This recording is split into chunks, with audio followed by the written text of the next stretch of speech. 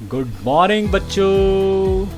मैं हूं आपका इतिहास का प्रवक्ता पवन और मेरे संग पढ़ेंगे आज आप अपने इतिहास की पुस्तक जिसका नाम है भारतीय इतिहास के कुछ विषय। आप लोग लगातार मुझे लाइक कर रहे हैं और सब्सक्राइब भी कर रहे हैं। मैं जानता हूं यदि आप मुझे सब्सक्राइब करते हैं तो आपके बहुत बहुत अच्छे नंबर आने वाले हैं, ये मैं आपको श्योर करता हूं। इसलिए मेरे चैनल का नाम है स्टडी हिस्ट्री विद पवन चौहान, जाइए और सब्सक्राइब कीजिए। आपका अध्याय नंबर 2 बहुत समय से प्रारंभ हो चुका और इसका भाग 8 आज आप तक जो पहुंचने वाला है। और भाग 8 के जो विषय रहेंगे वो है समुद्रगुप्त का चरित्र और सफलताएं। जैसे भारतीय नेपोलियन के नाम से जाना जाता है, उसके बारे में हम जानेंगे, उसकी चरित्र और सफलताएं क्या था। ये चौथी पीढ़ी का शासक था गुप्त शासन में। ये दूसरी बात करेंगे हम उसके बेटे के बारे में, चंद्रगुप्त द्वितीय के शासनकाल के बारे में बात करेंगे और उसकी जो उपलब्धियां वो भी चर्चा करेंगे।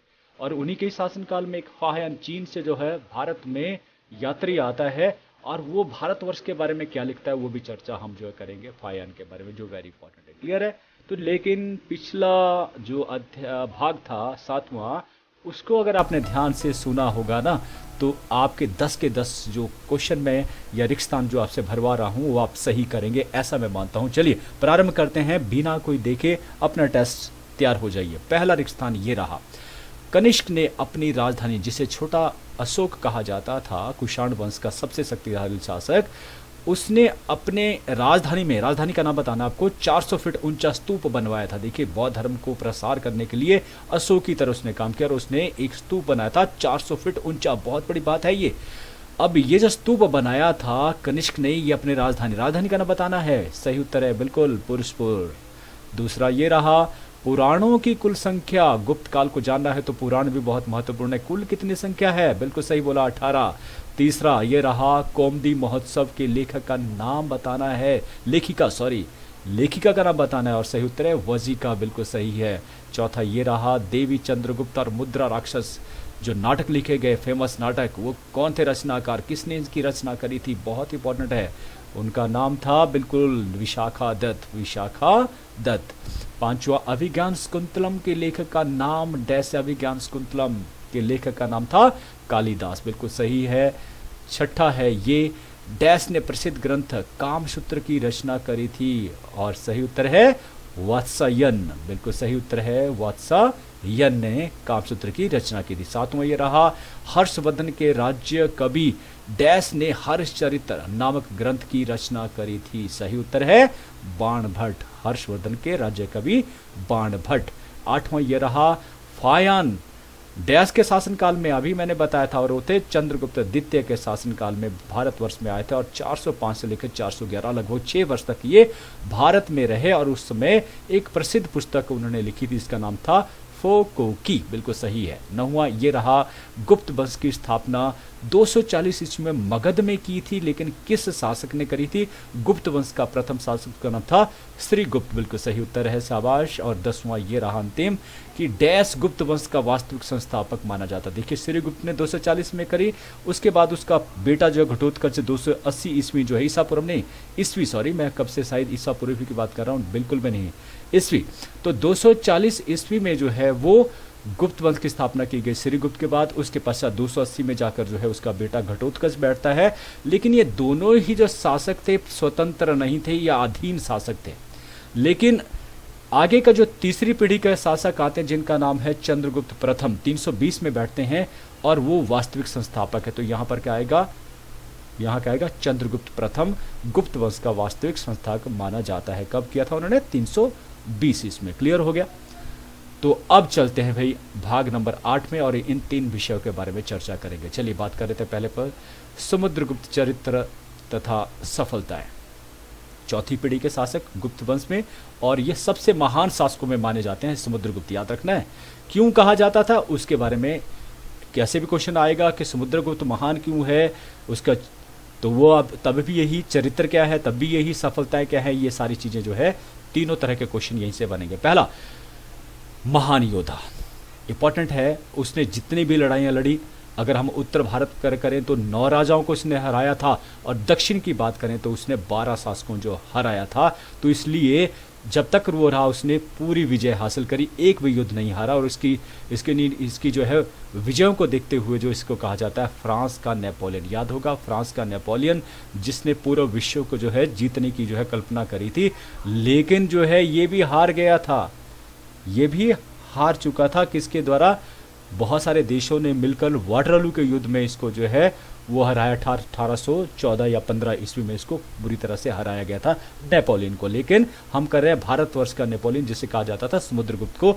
तो ये अपने जीवन में कभी नहीं हारे, ठीक है। इनकी मृत्यु के उपरांत लगभग 200 वर्ष तक जो है जो शासन व्यवस्था उसने स्थापित करी थी वही शासन व्यवस्था स्थापित रही। तो बड़ी बात है एक ऐसा योद्धा होना जिसने एक बड़ा साम्राज्य को जो है अपने पीढ़ी को सौंपा था। दूसरा था महान सम्राट निर्माता। बहुत बड़ी बात है, महान सम्राट निर्माता, जिसकी बात अभी हम कर चुके हैं कि इससे पहले जो साम्राज्य था, या मगध की बात करें, मगध छोटे छोटे जो है वो, या उत्तरी भारत छोटे छोटे प्रांतों राज्यों में बंटा हुआ था। राजनीतिक एकता का अभाव था और परस्पर जो है एक दूसरे से लड़ते रहते थे, छोटे छोटे राज्य थे। तो उसने बड़े परिश्रम के, बड़ी सूझबूझ के साथ जो मगध जो छोटा सा राज्य था यहाँ से शुरू हुआ था और एक बड़ा विस्तृत साम्राज्य उसने स्थापित किया। किसने? हम बात करें समुद्रगुप्त की। तो इस प्रकार से विस्तृत साम्राज्य को स्थापित करना जो अपने आप में, उसकी जो सीमा थी वो पूर्व में ब्रह्मपुत्र नदी, देखेंगे ये ब्रह्मपुत्र नदी है, तो पूर्व में ब्रह्मपुत्र नदी से लेकर जो है दक्षिण की बात करें तो दक्षिण में जो नर्मदा नदी तक जो ये फैला हुआ था। हालांकि जो आपका ये नजर आ रहा है नीचे वाला हिस्सा, ये दक्षिण की जो विजय 12 राज्यों को, जो 12 शासकों को जीता था, वो परमानेंट उसने अपने साम्राज्य में स्थापित नहीं किया, बल्कि उनको फिर से जो है वो वापस कर दिए गए थे। लेकिन वहां से उसको कर हासिल होता था, लेकिन फिर भी मैं आपको बता रहा हूं कि यहां तक उसका शासन स्थापित था, ठीक है। तो नर्मदा नदी तक जो क्षेत्र था उसे उसने अपने अधीन कर लिया था पूरी तरह से, जबकि नीचे वाले क्षेत्रों को उसने जीता था लेकिन उन्हें वापस कर दिया, और उसके बदले में उसको खिराज मिलती थी, या मतलब कर जो है वसूल करता था। तीसरा था है एक महान कूटनीतिज्ञ, जिसकी बात अभी मैं चर्चा कर रहा था कि दक्षिण भारत के 12 राज्यों को उसने जीता और उसने यहां पर कूटनीति दिखाई। देखिए इतना विस्तृत साम्राज्य, इतने दूर तक जो है लंबे समय तक वो शासन स्थापित नहीं कर सकता, तो वहां पर कोई भी जो आकर अपनी स्वतंत्रता घोषणा कर सकता था। तो इसलिए उसने क्या किया, बड़े चालाकी के साथ क्या किया कि इनको फिर से साम्राज्य वापस कर दिए, उनके लौटा दिए गए, लेकिन इस शर्त के साथ कि वो समय समय पर दरबार में हाजिरी भी देते रहेंगे और साथ में वो खीराज या जो कर है जो निश्चित किया जाएगा वो भी भेजते रहेंगे, और इस प्रकार से उसे पैसा मिलता रहा और इससे क्या हुआ, उसका देश समृद्ध होता रहा। ये ठीक वैसा ही था कि भारत पर ब्रिटिश का शासन रहा और 47 तक, और यहाँ से बहुत सारा पैसा जो ब्रिटिश सरकार के पास या ब्रिटिश के पास जाता रहा और वहाँ पर वो लोग समृद्ध होते हुए और इस तरह से विकसित हो गए, हम लोग वहीं के विकासशील देशों में रह गए। तो ये वैसा ही कूटनीतिक चाल थी किसके द्वारा, समुद्रगुप्त की। सूझबूझ थी, दूरदर्शिता थी ये। फिर इसके बाद आता है चौथा, वो है कुशल शासन प्रबंध, कि समुद्रगुप्त एक योग्य शासक भी था और ऐसे शासन व्यवस्था उसने आधारशिला रखी थी कि उसके जितने भी उत्तराधिकारी थे उन्होंने बिल्कुल थोड़े बहुत परिवर्तन के साथ ही उस शासन व्यवस्था को जारी रखा, क्योंकि वो कैसी थी, कुशल शासन व्यवस्था थी, ठीक है। और इस कुशल शासन व्यवस्था में सबसे सेंटर जो पॉइंट होता था, सबसे उद्देश्य जो होता, मुख्य जो उद्देश्य होता था वो जन कल्याण ही होता था। तो अगर आपको याद आए तो मौर्य शासकों की बात करते हैं तो चंद्रगुप्त मौर्य ने जिस शासन व्यवस्था की स्थापना की थी उसमें भी जो थोड़ा बहुत परिवर्तन के साथ ही अगले वाले जो शासक थे वो चलते रहे, ठीक है। तो वैसा ही मान लीजिए कि वैसे ही यहाँ पर भी जो है समुद्रगुप्त के द्वारा जो शासन व्यवस्था स्थापित की गई वो आगे तक चलती गई, और इससे क्या हुई, प्रजा समृद्ध हुई। जो अपने, अगर प्रजा समृद्ध है तो राज्य अपने आप समृद्ध हो जाता है, जिसे समुद्रगुप्त अच्छी भली भांति से जानते थे। फिर आता है पांचवा, सहिष्णु शासक, कि सहिष्णु होना बहुत जरूरी है। पूरे वर्ल्ड में बहुत सारे धर्मों के मानने वाले लोग और भारतवर्ष में तो बहुत ही हैं। तो समुद्रगुप्त जो है हालांकि खुद जो है हिंदू धर्म का अनुयायी था, किंतु उसकी महानता थी कि वो दूसरे धर्मों को भी मानता था। मानता का मतलब उनका आदर करता था। उनके संरक्षण के कारण ही क्या है, हिंदू धर्म को पुनः अपना गौरव पूर्ण स्थान जो है प्राप्त हुआ। उसने हिंदू धर्म को एक ऊंची श्रेणी में स्थापित कर दिया अपने आदर्शों थे। लेकिन एक आदर्श ये भी था कि वो दूसरे धर्मों को भी सहर्ष स्वीकार करता था, मतलब उनको संरक्षण देता था। वहां बौद्ध धर्म और जैन धर्म भी प्रचलित था, लेकिन उसने कभी भी इन धर्मों को नष्ट करने के बारे में नहीं सोचा, बल्कि उनकी अच्छी बातों को अपनाया। तो ये बौद्ध धर्म जो समुद्रगुप्त हैं वो इन चीज़ों को लेकर जो महान बनते हैं। फिर छठा आता है कला और साहित्य प्रेमी। कला, अगर सिक्के देखे जाए जो उसने सिक्के चलाए थे, उन सिक्कों में जो है एक वीणा जो है वो हाथ पकड़े हुए दर्शाया गया है समुद्रगुप्त को। इसका मतलब वो क्या था, एक उच्च कोटि का संगीतज्ञ भी था, कवि था और विद्वान भी था। तो जब ये उसमें ये चीज़ें विद्यमान है, उसका मतलब विद्वानों को बहुत सम्मान भी करता होगा। तो इसलिए उसके दरबार में सबसे जो बड़ा रत्न था हरिसेन नाम से, याद रखना, हरिसेन एक विख्यात कवि उसके दरबार में था। और उसके शासनकाल में ही सिक्कों के निर्माण की कला का बहुत ही प्रगति हुई थी। सिक्कों के निर्माण की कला सबसे, अगर सोने के ज़्यादा सिक्के बनाए गए तो वो समुद्रगुप्त के शासनकाल। तो सिक्कों की सबसे बड़ी विशेषता यह थी कि ये पूर्ण भारतीय थे, भारतीय द्वारा बनाए गए और पूर्ण भारतीय, मेड इन इंडियन थे। क्लियर हो गया। फिर सातवां आता है एक महान दानी, कि समुद्रगुप्त एक महान सेनापति था, महान योद्धा था, एक कुशल प्रशासक था, लेकिन साथ साथ महान दानी भी था।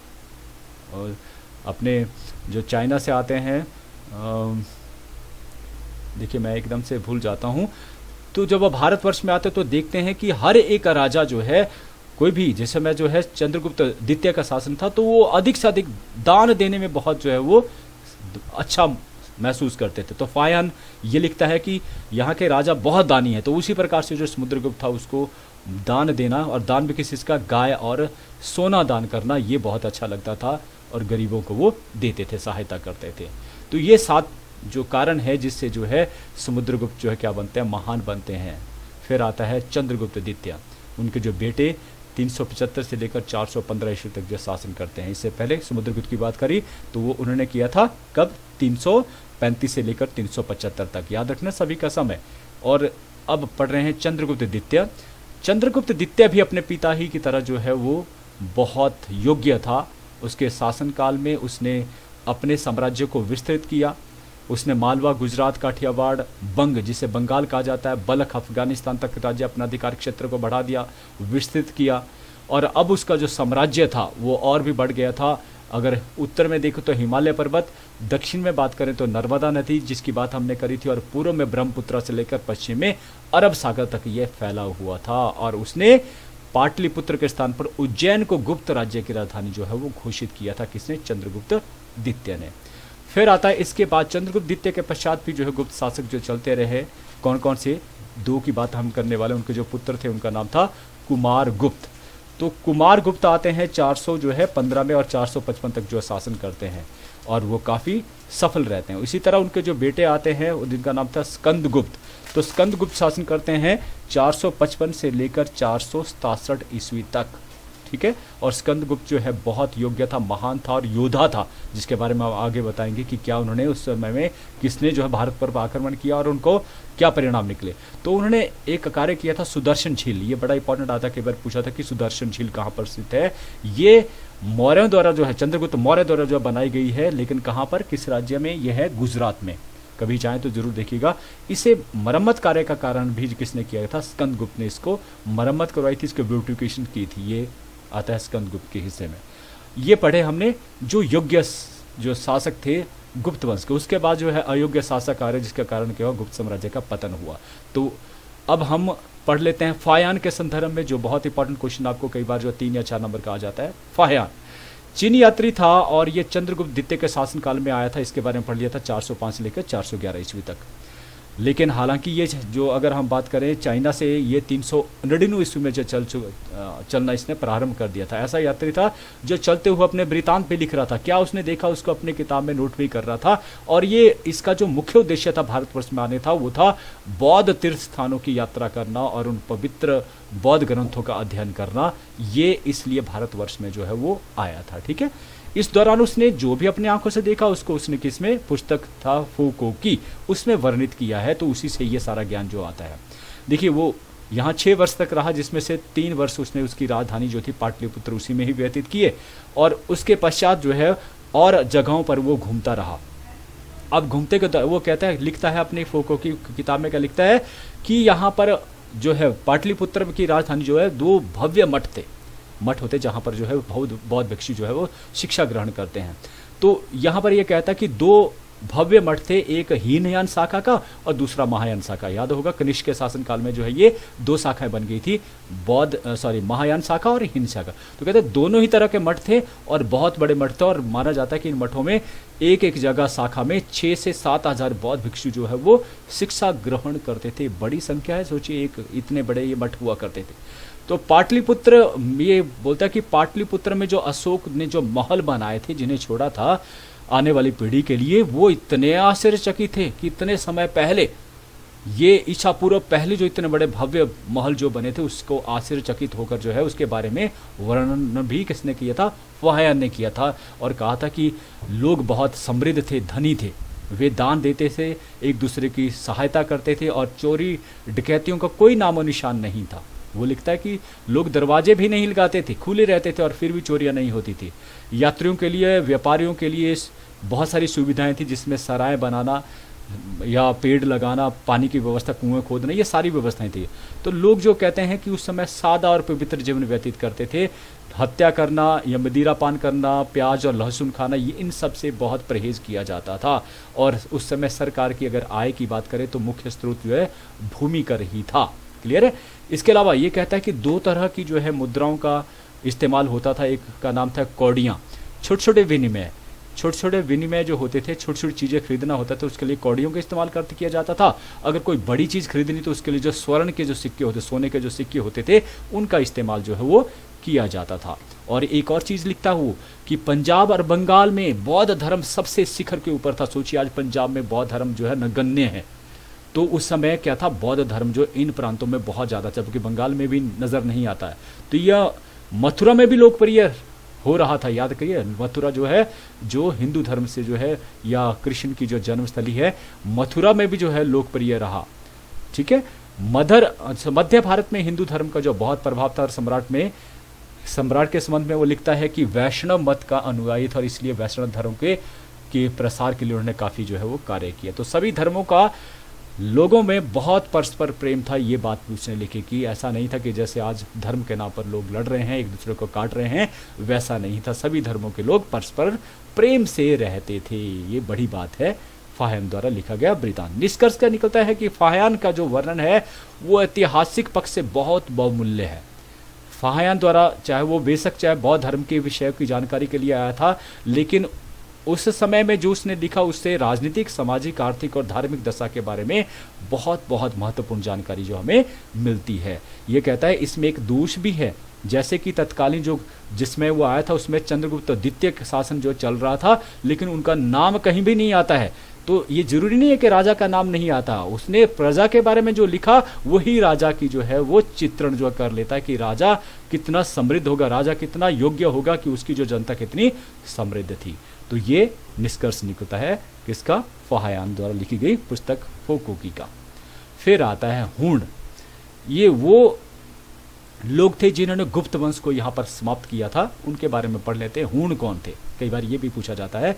हूण जो वास्तविक तौर पे देखे जाए तो ये जो तिब्बत की घाटी थी वहाँ पर ये रहते थे, और यहीं से ये चलकर जो है चाहे यूरोप पहुँचे हो चाहे वो ईरान पहुँचे हैं। दो शाखाओं में 370 ईस्वी में ये यूरोप पहुँचे थे, यहाँ यूरोप से, फिर यूरोप से ये दो शाखाओं में चले जाते हैं। कुछ जो है वो चले जाते हैं कहाँ, ये यूरोप की बात करें, यूरोप में जो है यूरोप की बात करें तो वहाँ पर भी 400 जो पहली शाखा थी वो जाते हैं बोल्गा नदी की तरफ को, और बोल्गा नदी जो पड़ती है लगभग जो है कैस्पियन सागर के यहाँ पर जो है पड़ती है, और यहाँ कैस्पियन सागर में गिर जाती है। तो यहाँ की तरफ जो वो 370 ईसा पूर्व में यूरोप की तरफ जाते हैं। और दूसरी शाखा चले जाती है पर्थिया, मतलब पार्थिया किस क्या हुआ, ईरान की तरफ जो चले जाती है, और यहीं से वो भारतवर्ष में, ईरान से वो भारतवर्ष में आते हैं। कौन? हूण। लेकिन पहली बार जब हूण आए थे तो वो आए थे 455 ईसा पूर्व में। याद रखना 455 ईसा पूर्व में। उस समय स्कंदगुप्त जो है या कुमारगुप्त जो है अंतिम समय में जो है वो शासन जो है वो कर रहे थे।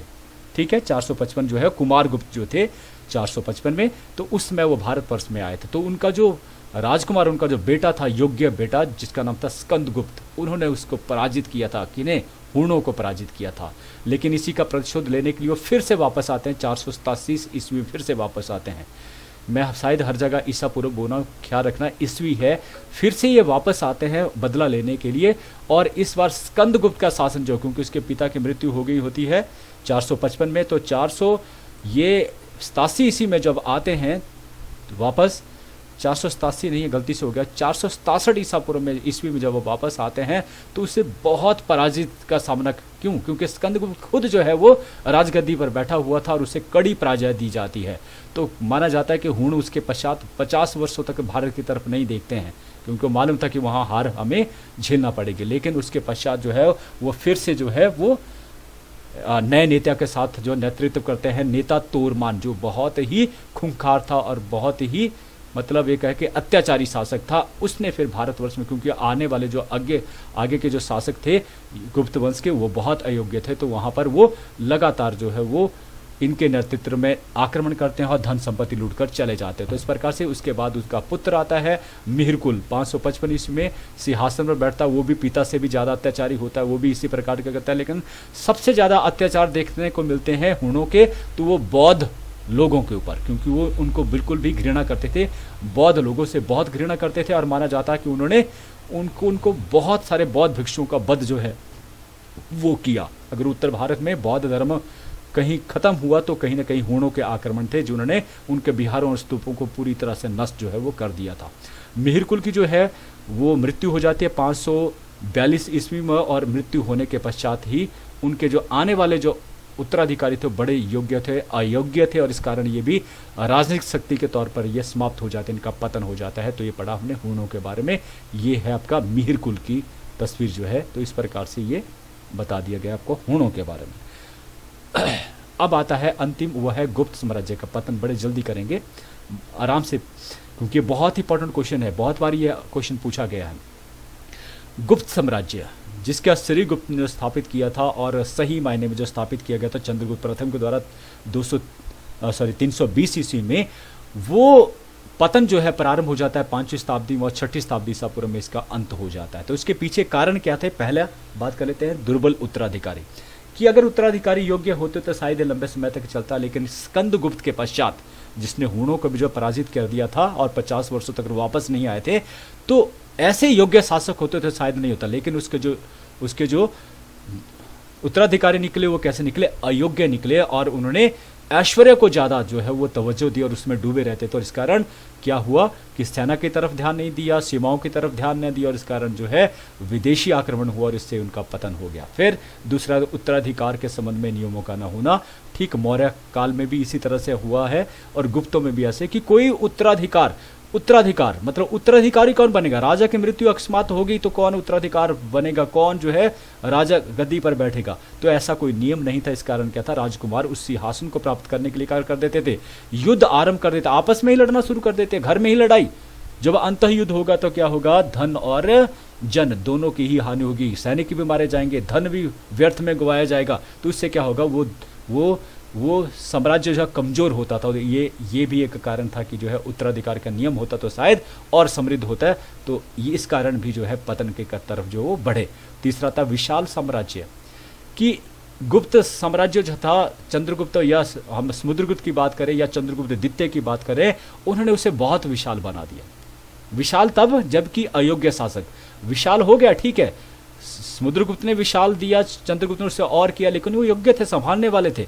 लेकिन आने वाले जो अयोग्य उत्तराधिकारी थे वो उन्होंने संभाल नहीं पाए, क्योंकि पाटलिपुत्र से यहाँ और यहाँ पहुँचना बहुत आसान सहज कार्य नहीं था। दूर दराज के ये प्रदेश, और आप योग्य भी नहीं है, तो वहाँ की स्वतंत्रता की घोषणा जो है वो शुरू कर दी राजा, और इस प्रकार से सिमटता हुआ ये पाटलिपुत्र फिर से वापस जो है वो सिमट जाता है अयोग्य शासकों के अधीन। किसकी बात करें हम? गुप्त वंश के पतन की बारे में हम बात कर रहे हैं। फिर बात कर लेते हैं आगे सेना की दुर्बलता, कि सेना दुर्बल होगी। गुप्त काल में जो काफ़ी लंबे समय तक जो शांति रही, और चंद्रगुप्त द्वितीय के पश्चात जो काफ़ी समय तक सैनिकों को किसी भी युद्ध में भाग लेने का अवसर नहीं मिला। इससे क्या हुआ, सैनिक क्या हो गए, कमजोर हो गए, शिथिल हो गए, अयोग्य हो गए, उनमें निपुणता नहीं रही। युद्धों में लगातार देखिए, भारतीय सेना को लगातार जो है वो युद्धाभ्यास करवाया जाता है, क्योंकि कभी भी युद्ध आरंभ हो तो वो युद्ध की ही तरह उसे फेस करे और लड़ाई लड़े सामने आमने सामने। तो इस तरह से उनको प्रशिक्षित किया जाता। तो ऐसा ना होने के कारण जो सेना थी वो अयोग्य बन गई, और इस प्रकार से जब उनके ऊपर आक्रमण हुआ हुणों के द्वारा तो उसे वो रोक नहीं सके। फिर आता है सीमा सुरक्षा की उपेक्षा। पांचवा, सीमा सुरक्षा। कौन सी सीमा? विशेष तौर से जो उत्तर पश्चिम की जो सीमा थी, जहां से हुणों ने जो है वो आक्रमण किया था गुप्त वंश के ऊपर, तो ये उत्तर पश्चिम सीमा थी जिसकी सुरक्षा नहीं की गई ठीक ढंग से, और इस कारण क्या हुआ कि जो साम्राज्य था गुप्त साम्राज्य, उसकी मृत्यु जो है कि घंटी जल्दी बज गई। अगर यहाँ पर अच्छा प्रबंध होता तो शायद गुप्त साम्राज्य काफी लंबे समय तक शासन चलता। फिर आता आर्थिक संकट। अभी हमने पढ़ा कि गुप्त साम्राज्य बहुत जो है बड़ा भी था, विस्तृत भी था, और उसको संभालने के लिए एक बड़ी सेना की आवश्यकता भी थी, समृद्ध था, लेकिन लगातार जो है जो सेना पर जो धन था वो पानी की तरह बहाया गया, और इस कारण जो है खजाने में कमी होगी। इसके बाद अब रही से कसर हुणों ने आक्रमण किया और बहुत सारा धन लूट गए, अराजकता फैल गई, और इससे क्या हुआ, जो व्यापार होता था जिससे वो समृद्ध हुआ करते थे वो खत्म, प्रभाव जो है वो उनके ऊपर पड़ा, वो खत्म होने लगा, और इससे क्या हुआ, समृद्धि जाती रही और साम्राज्य का पतन हुआ।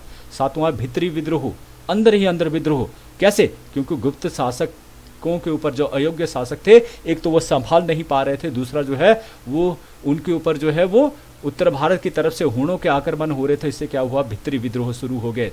अब जो मालवा था, कनौज था, वल्लभी था, उन राज्यों ने जो है अपनी स्वतंत्रता की घोषणा कर दी, और गुप्त साम्राज्य जो है वो छोटा होता गया, और ये पतन तीव्रता से होने लगा भीतरी विद्रोह के कारण। आठवां है बौद्ध धर्म का प्रभाव, कि आरंभ के सभी जितने गुप्त शासक थे वो हिंदू धर्म के अनुयायी थे, ठीक है, वो महान योद्धा थे, विशाल साम्राज्य स्थापित कर सके, परंतु बाद के जो गुप्त शासक थे उन्होंने बौद्ध धर्म को अपना लिया था, यही कारण हुआ गुप्त वंश के अंत का भी। ये मौर्य साम्राज्य का भी ऐसे अंत हुआ था, क्योंकि अशोक ने बौद्ध धर्म को अपना लिया था और अहिंसा को अपना लिया था। ठीक उसी प्रकार ये जो अहिंसा का मार्ग था, इससे क्या हुआ, राजा भी कमजोर हुआ और सैनिक भी कमजोर हुआ, और इस कारण वो सेना जो है वो कमजोर हो गई। क्लियर होगा? न हुआ हुणों का आक्रमण। अब अभी मैंने बताया था कि पूर्व की जो एशिया की जो एक अत्याचारी जाति थी, और तोरमार और मिहिर की बात मैं कर चुका हूँ, ये वो शासक थे जिन्होंने बड़ी बर्बरता दिखाई। भारतवर्ष में वो आक्रमण करते हैं और बुरी तरह से जो है वो मतलब कई पीढ़ियों का सत्यानाश खत्म कर देते, खासतौर पर बौद्धों को वो बुरी तरह से खत्म कर देते, कत्ल कर देते हैं। और ये योग्य भी थे, किस में योग्य थे, घुड़सवारी और तीर चलाने में ये भारतीय जितने गुप्त सैनिक थे उनसे बहुत आगे थे, और इसलिए इन्होंने गुप्त साम्राज्य को जो है पतन करने में एक बहुत बड़ी भूमिका जो है वो निभाई। ठीक है, इस प्रकार से विनाश में सबसे बड़ा जो योगदान था वो हुणों का रहा, ऐसे ही कसर उन्होंने उसे समाप्त कर दिया। तो आज का विचार जो जिसके साथ हम समाप्त करेंगे वो रहेगा कि अगर आप वक्त की कदर नहीं करोगे, यदि आप वक्त की कदर नहीं करोगे तो एक समय ऐसा आएगा जब वक्त भी आपकी कदर नहीं करेगा। ये श्योर है, हम सिर्फ पढ़ते हैं और कभी भी इस चीज़ को जो है अपने दिमाग में नहीं लेते कि समय ऐसा आएगा। आप पूछिए अपने से बड़ों को जिन्होंने अपने समय में जब उनके माता पिता ने उन्होंने स्कूल में भेजा तो शायद वो नहीं कर पाए जो उनको करना चाहिए था। अगर उन्होंने उस समय का ख्याल करते हुए कदर की होती किताबों की तो शायद आज उनको वो दिन देखना नसीब ना होता। तो कदर कीजिए, आपके माता पिता की वजह से जो आपको समय मिला है पढ़ने के लिए उसका भरपूर फ़ायदा उठाइए। आने वाला समय आपका बहुत अच्छा होने वाला है, ऐसा मैं आपको 100% श्योरिटी के साथ करने वाला हूँ। लेकिन एक ही शर्त, वक्त की कदर करो। इन्हीं शब्दों के साथ मैं आपसे विदा लेता हूँ। आप मुझे बड़े ध्यान से सुनते हैं, उसके लिए आपका बहुत बहुत धन्यवाद। Thank you.